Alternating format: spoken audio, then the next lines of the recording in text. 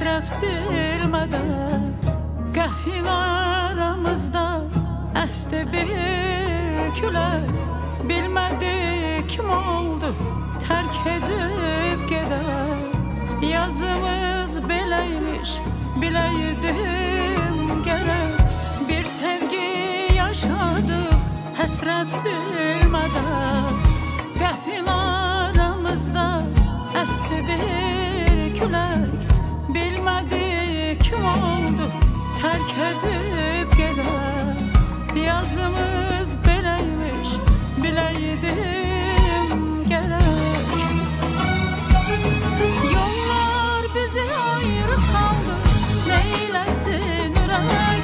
Bunca sevgi bir oyunmuş, oynadı fələk. İndi çox uzaqsan, sənə yetməyir əlim. Sənsiz yaşamaq çətinmiş, biləydim gərək. Yollar bizi ayrı saldı, neyləsin ürək. Bunca sevgi bir oyunmuş, oynadı fələk. İndi çox uzaqsan, sənə yetməyir əlim.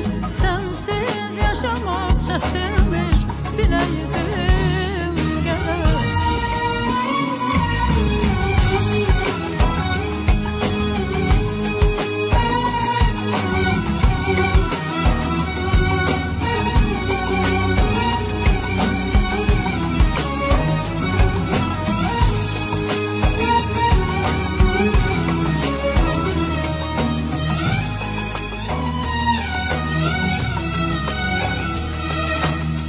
Ayrılıq asalmış, qovuşmaq çətin.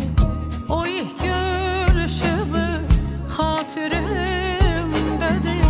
Nə vaxtsa çatarmı sonu həsrətim. Sənin məhəbbətin ürəyimdədir. Ayrılıq asalmış, qovuşmaq çətin. O ilk görüşümüz xatirimdədir.